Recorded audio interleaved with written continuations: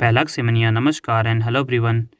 जैसे कि हम नदी तंत्र के बारे में देख रहे थे, तो इस वीडियो में हम रामगंगा नदी तंत्र के बारे में देखेंगे कि कोसी और गौला नदी भी यूपी में जाकर के रामगंगा से ही मिल जाती है और रामगंगा का संगम यूपी में कन्नौज के पास गंगा नदी में हो जाता है। तो इस मैप में जो भी नदियाँ हैं वो मैक्सिमम पश्चिमी रामगंगा की सहायक नदियाँ हैं। एक बार हम जो हमने इसके बारे में लिखा है उसको देख लेते हैं, उसके बाद हम मैप्स के थ्रू और अच्छे से समझ लेंगे।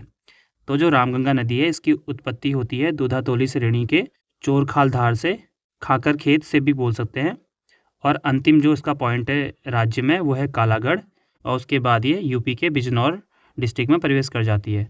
इसकी लंबाई है 155 किलोमीटर और जो कालागढ़ बांध है ये इसी नदी पर बना है। और रामगंगा की सहायक नदियाँ हैं गगास, बीनो, खो, मंडाल और पालनी।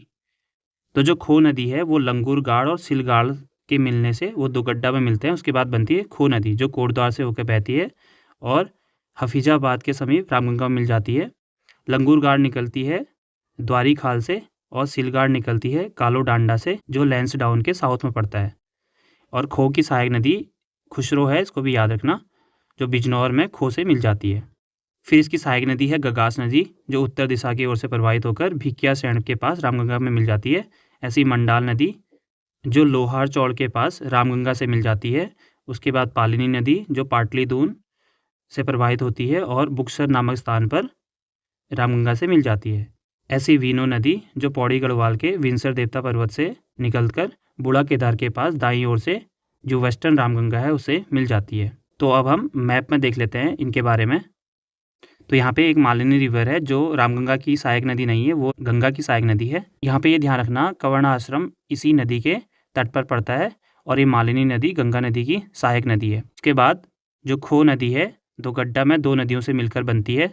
एक का नाम था लंगूर गाड़, एक का नाम था सिलगाड़, और दो गड्ढा में दोनों नदी मिलने के बाद ये खो नदी के नाम से जानी जाती है और कोटद्वार इसी नदी के किनारे है और ये आगे रामगंगा पे मिल जाएगी। तो रामगंगा के बारे में अगर देखें, जो दूधातोली श्रेणी थी हमने देखा था उससे 5 नदियाँ निकलती है। तो एक नदी होगी ये रामगंगा और इसकी सहायक नदी दूसरी बीनो नदी, और बाकी नदियों को हमने पिछले वीडियो में देखा था। तो यहाँ पे ध्यान रखना ये हो गया चमोली, ये बागेश्वर, ये अल्मोड़ा, ये पौड़ी गढ़वाल और ये नैनीताल और नीचे वाला उधम सिंह नगर। तो ये गैरसैंण से निकलकर पश्चिमी रामगंगा अल्मोड़ा डिस्ट्रिक्ट में साउथ वेस्ट की ओर मुड़ जाती है। फिर आगे देख मिलेंगे यहाँ पे को इस पॉइंट पे इसमें वीनो नदी आकर मिलती है। फिर साउथ ईस्ट की ओर मुड़ के या साउथ को मुड़ करके भिकिया सैंड के पास यहाँ से गगास नदी इस पे मिल जाती है। फिर आगे दोबारा से ये वेस्ट की ओर मुड़ जाती है, यहाँ पे बधानगढ़ नदी आती है उस पे मिलती है। हिस्ट्री में ये वर्ड आएगा जब आप उत्तराखंड की हिस्ट्री पढ़ोगे। आगे बढ़ के मंडाल नदी इस पॉइंट पे आगे मिलेगी और यहाँ पे एक प्लेन नदी आ रही है जो कॉर्बेट नेशनल पार्क यहीं पड़ता है इस रीजन में। तो कॉर्बेट नेशनल पार्क में रामगंगा से कौन सी नदी मिलती है?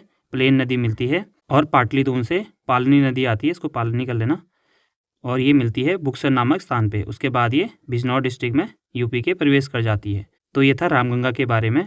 यहाँ पे एक चीज़ और याद रखना कि वेस्ट से ईस्ट की ओर या ईस्ट से पूरब से पश्चिम की ओर नदियों का सीक्वेंस पता होना चाहिए, क्योंकि एक क्वेश्चन आ चुका है कि कौन सी नदी इनमें से, ऐसी सारी नदियों के नाम दिए थे। यहाँ पे लधिया रिवर भी लिखा था, कौन सी नदी पूरब की ओर बहती है ऐसा आया हुआ था। तो हो सकता है ऐसा क्वेश्चन आ जाए कि पूरब से पश्चिम को लगाने को आ जाए या पश्चिम से पूरब को लगाने को आ जाए। तो उसके बाद हम देखेंगे जसपुर से ठीक इस साइड को, यहाँ पे है फीका नदी, इसमें तुमड़िया बांध भी पड़ता है, तो ये फीका नदी होगी। उसके बाद ढेला नदी होगी जो काशीपुर के पास से होके बहती है और ये आगे मुरादाबाद के पास रामगंगा पे मिल जाती है। रामगंगा की सबसे बड़ी सहायक नदी को अगर देखें तो वह है कोसी नदी। तो कोसी नदी निकलती कौसानी के धारपानी धार से बागेश्वर डिस्ट्रिक्ट में पड़ेगा, और इसी के आगे यहाँ पे सोमेश्वर पे, इसको सोमेश्वर घाटी को कुमाऊं का धान का कटोरा भी बोला जाता है। तो कोसी नदी, फिर आगे दक्षिण की ओर बढ़ते हुए यहाँ पे कोसी नदी और स्याल नदी के बीच में अल्मोड़ा पड़ता है। ये तो अल्मोड़ा डिस्ट्रिक्ट हो गया, तो अल्मोड़ा का डिस्ट्रिक्ट हेडक्वार्टर ये हो गया, यहाँ पे पड़ेगा। तो कोसी और स्याल नदी के बीच में पड़ता है अल्मोड़ा। फिर वेस्ट की ओर मुड़ेंगे तो यहाँ पे कुछ गाड़ यहाँ पे को मिल जाती है और ये बॉर्डर बना रही है नैनीताल और अल्मोड़े का। कौन? कोसी नदी बना रही है।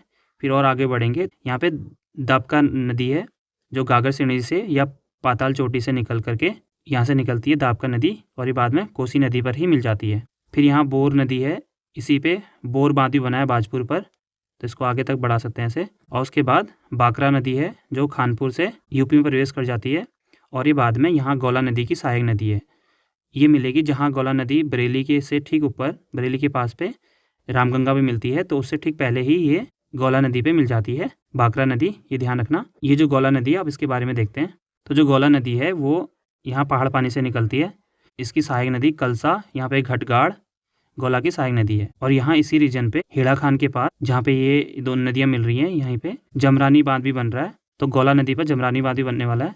तो फिर आगे बढ़ के यहाँ से भीमताल से आने वाली पुष्पभद्रा नदी, गौला नदी भी मिल जाती है रानीबाग के पास। ऐसी नैनीताल से बलियागाड़ या बलिया नदी गौला नदी पे मिल जाती है। और गौला नदी के ही इसमें काठगोदाम शहर और हल्द्वानी शहर आता है। फिर आगे बढ़ेंगे तो ये किच्छा से राज्य से बाहर चले जाती है। और बरेली के पास, बरेली से ठीक ऊपर ये रामगंगा नदी पे मिल जाती है। ऐसे यहाँ देहोवा नदी और नंदौर नदी, नंदौर चोरगलिया से निकलकर ये नानक सागर में मिल जाती है। इसको देख लेना, ये शायद इसी में मिल जाती है लास्ट में। अब ये कहीं कहीं मैप में दिखाया गया है कि नानक सागर पे ही मिलती है, तो इसे देख लेना एक बारी। तो जो हमने देखा था उसको अगर यूपी के हिसाब से देखें तो ये थी पश्चिमी रामगंगा, और ये थी कोसी नदी, ये होगी गौला नदी। तो ये तीनों इसी पे आके मिलती है। इसको अगर हम यहाँ देखें तो ये है पश्चिमी रामगंगा का मैप। तो खो नदी होगी, ये यहाँ पे आके मिलती है।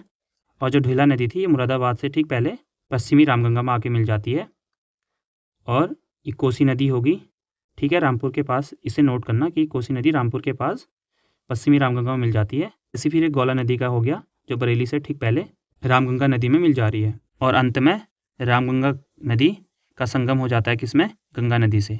तो ये हमने देखा था रामगंगा नदी तंत्र के बारे में, जिसमें हमने और भी अन्य नदियों के बारे में देखा। यहाँ पे वही चीज़ जो हमने कोसी नदी के ऊपर मैप में देखा था वही लिखा है कि धारपानी कौसानी से निकलती है। तो कौसानी अगर आएगा तो कोसी और गरुड़ गंगा के संगम में स्थित है। उसके बाद अंतिम बिंदु सुल्तानपुर पट्टी हो गया, उधम सिंह नगर में पड़ता है। रामगंगा से रामपुर के पास कोसी नदी मिल जाती है। इसकी लंबाई है 168 किलोमीटर। इसकी सहायक नदी है सुमारीगाड़, देवगाड़, मिनोलगाड़, सुयाल नदी और खैरना नदी। और कुमाऊं में धान का कटोरा, कोसी घाटी को ही बोलते हैं या सोमेश्वर घाटी बोल सकते हो। ऐसी गौला नदी हमने देखा था पहाड़ पानी नैनीताल से निकलती है। किच्छा इसका अंतिम बिंदु है, बरेली के पास रामगंगा से मिलती है। इसकी सहायक नदियाँ लोगड़गाड़, कलसा, बलिया नदी जो नैनीताल से निकलती है, और भीमताल गधेरा। नैनीताल की जो ताल है उसी इसके पास से ये बलिया नदी निकलती है। और भीमताल गधेरे को पुष्पभद्रा नदी भी बोलते हैं। ये मिलती है रानीबाग के पास। और जमरानी बांध गौला नदी पर ही है। और ये शहर किसके पास है, गौला नदी के पास ही पड़ते हैं। और गौला नदी को गार्गी नदी भी बोलते हैं। तो ये हमने देखा जो नदी वाली सीरीज कर रहे थे उसका लास्ट पार्ट। तो यहाँ पे जो भी रिवर हमने पढ़े थे उनकी लेंथ लिख रखी है, ये आपको पता होनी चाहिए, सीक्वेंस लगाने को आ सकता है। तो यहाँ पे आपको दो काम करने हैं कि कौन सी नदी कितने डिस्ट्रिक्ट से होके बहती है, और दूसरा कौन सी नदियाँ किन दो डिस्ट्रिक्ट के बीच बॉर्डर बनाती है, ये भी आप एक बार देख लीजिएगा। तो इस वीडियो में इतना ही है, मिलते हैं अगली वीडियो में जिसमें हम करेंगे उत्तराखंड की झीलों के बारे में।